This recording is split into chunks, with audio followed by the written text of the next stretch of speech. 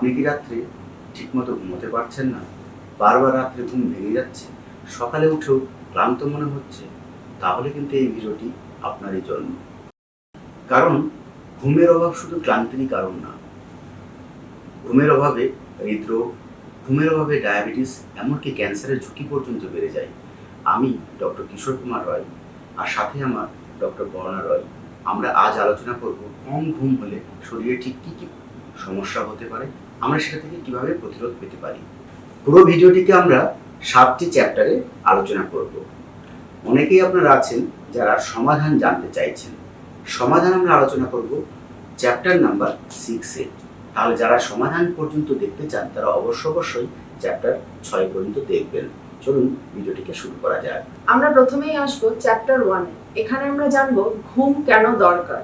ঘুমের সময় আমাদের শরীর কিন্তু কাজ বন্ধ করে না, বরং এই সময় শরীরের মেরামতির কাজগুলো শুরু হয়। নাম্বার 1, এই সময় ক্ষতিগ্রস্ত কোষগুলির মেরামত হয়। নাম্বার 2, রোগ প্রতিরোধ ক্ষমতা বাড়ে।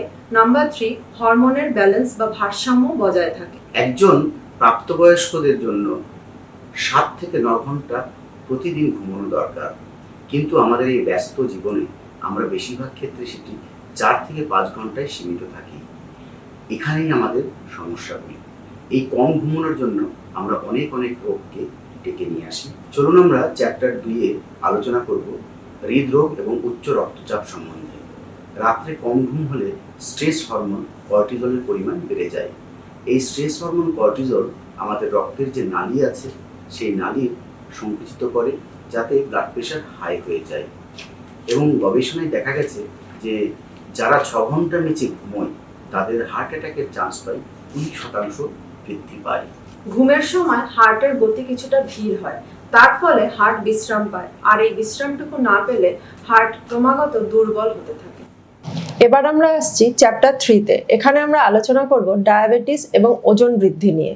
আমাদের ওজন বৃদ্ধি পেলে ইনসুলিন সেন্সিটিভিটি কমে যায়। সেক্ষেত্রে রক্তে শর্করার পরিমাণ ঠিকভাবে নিয়ন্ত্রিত হয় না, তখন টাইপ 2 ডায়াবেটিসের চান্স বাড়তে থাকে। আরেকটি ব্যাপার, ঘুম কম হলে দুটি হরমোনের ভারসাম্য কমে যায়। যেমন ধরুন, ঘ্রেলিন বলে একটি হরমোন আছে যেটি আমাদের খিদে বাড়িয়ে দেয়, এর পরিমাণটি বেড়ে যায়।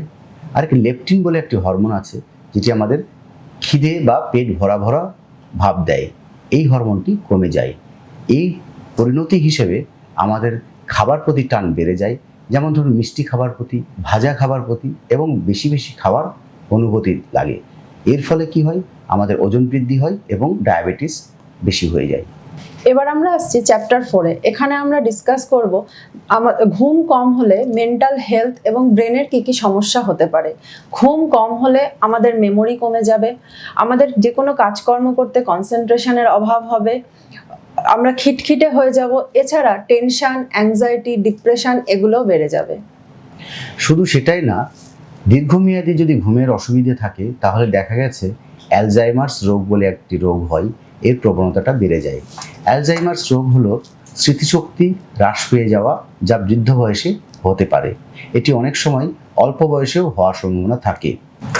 ঘুমের সময় মস্তিষ্কে গ্লিম্ফ্যাটিক সিস্টেম অ্যাক্টিভ হয় এবং এর ফলে মস্তিষ্কের কিছু বিষাক্ত প্রোটিন যেগুলো জমা হয় সেগুলো পরিষ্কার হয়ে যায়।